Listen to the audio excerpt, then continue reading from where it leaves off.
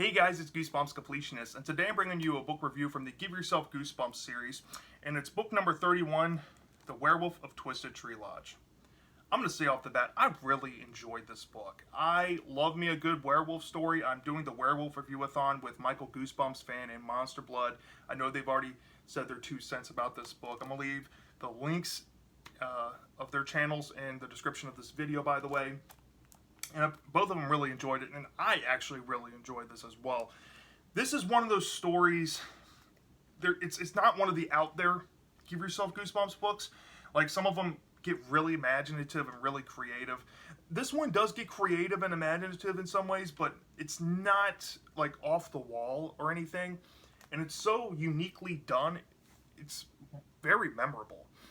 So, I was immensely satisfied and took a lot away from this story. Seeing a Give Yourself Goosebumps play out like this was a real good treat. Especially some of the ideas with the werewolves and the supporting character throughout the book had some good stuff going for that character, and of course you as the main character. So really, I have little to no complaints, but I do have one little thing that I'll mention at the end. But other than that, yeah, this book was pretty solid. So let me get into the plot overview without giving too much away. So basically, there's this horror writers contest that you, the main character, have entered, and you happen to have won. The contest is looking for great young horror writers to be invited to meet some of the world's most renowned horror writers to kind of invite you into this secret society. And the paper you have submitted is Revenge of the Werewolves.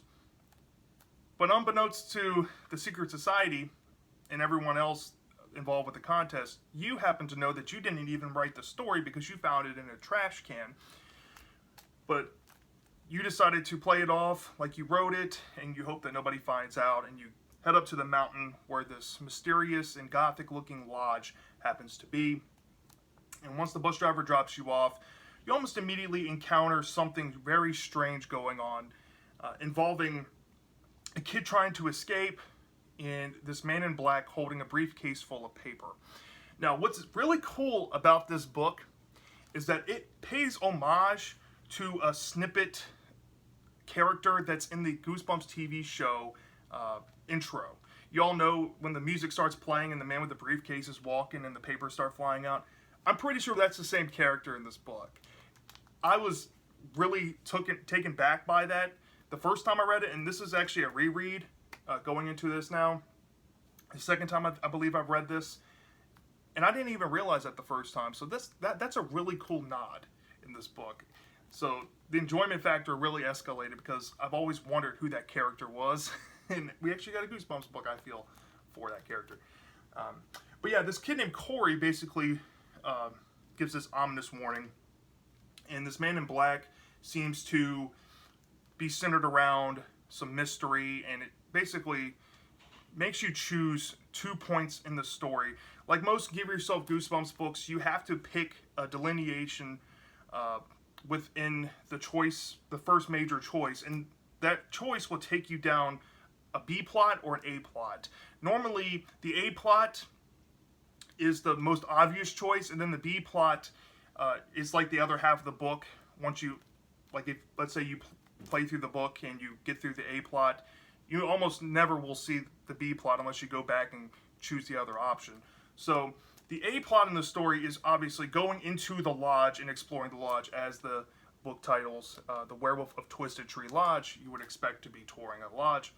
But the B plot is going into the woods surrounding the lodge, which has its own little dark and mysterious elements going for that as well. Now, I chose initially to go to the woods plot because I thought this would be more interesting.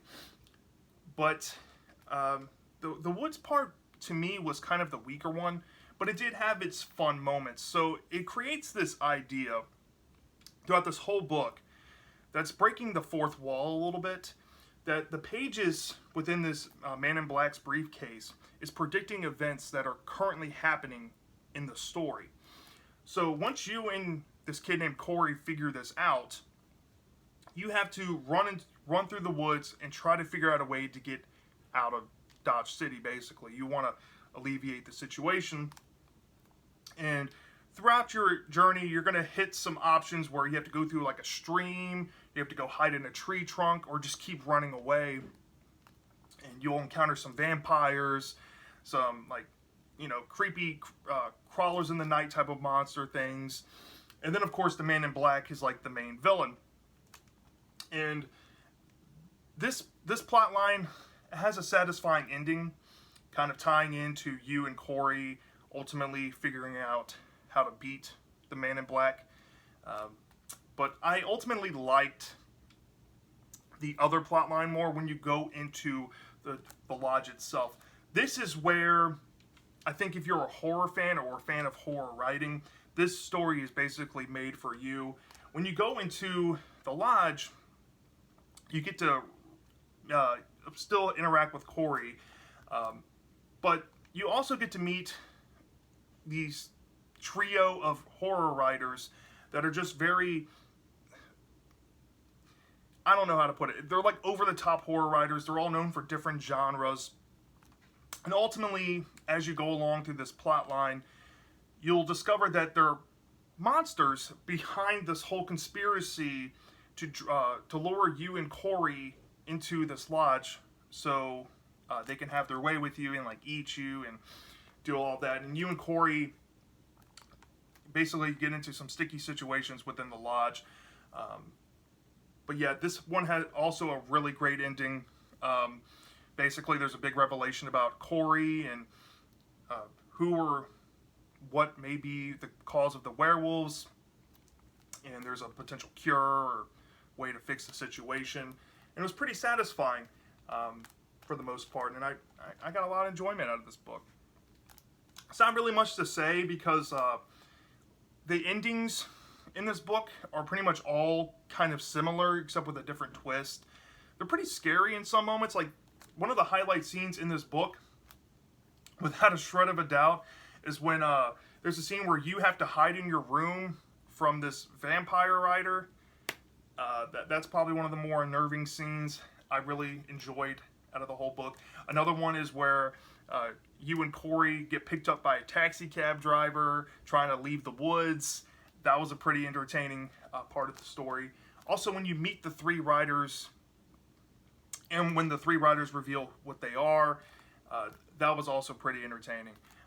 Just a well-rounded book overall. I just happen to enjoy the lodge plotline more than the woods plotline. So the positives here basically are summed up as how fun and adventurous this book was, even though it's kind of condensed down to one location basically. It still works fine. It's kind of like a one night in Pain House situation.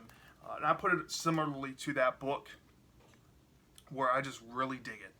I really dig the idea. It's very simple, very creative, very out-of-the-box thinking with the writing.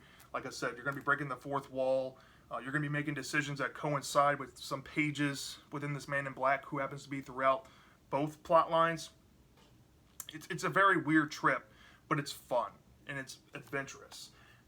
My only negative I have with this book, and it's a tiny one, I probably only deduct 0.2 off for it, is in the woods plotline, with the whole creek, keep running, or hide in a tree trunk option. That part of the story could have been better, but what we got was they kind of all connected back to the same page and the same choices. If you went down this one path in the tree trunk or went down this one path running, you almost always intersected at basically the same point, which I wasn't a big fan of. I kind of wish that they did something different, then kind of made it all kind of loop together in some way. I think there was only one choice you could have made that would have ended the story. I think that was the stream one immediately. So like the tree trunk and the running basically got you to the same point, and I kind of wish they did something a little bit differently there. It got kind of repetitive around that part of the book. You will find yourself looping sometimes, and that's my only negative. With the game book, I get some points in the books are going to overlap and loop, or take you back to a central point. But this story, in that part, for how weird it wasn't like the jumping off point or anything. It was like just taking you back to a certain part of Arc B, and you found yourself doing that at least once or twice. So yeah, that's my only drawback. I wish they were a little more creative on Arc B, but yeah, overall, I'll give this a 4.8 out of 5. I really enjoyed this book. It's one of the best werewolf books, I think, in Goosebumps. It's definitely, I think, the second best. It's definitely in the top 3. It's somewhere in there. But yeah, I'm going to give this a 4.8 out of 5. So let me know in the comment section if you have read The Werewolf of Twisted Tree Lodge before. Did you love it or did you hate it? I'm dying to know. And I'll see you next time.